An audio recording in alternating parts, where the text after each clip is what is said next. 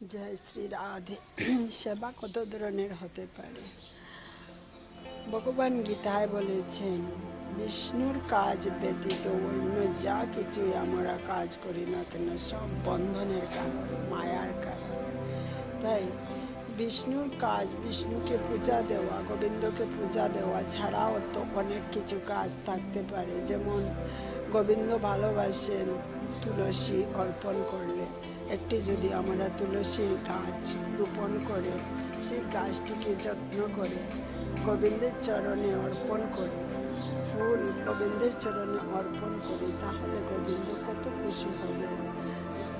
বুঝবেন যে এই ভক্ত আমাকে একভাবে না একভাবে তো সেবা করার চেষ্টা করছে। তাই এই কাজটি আমাদের মুক্তির কারণ হয়ে যাবে।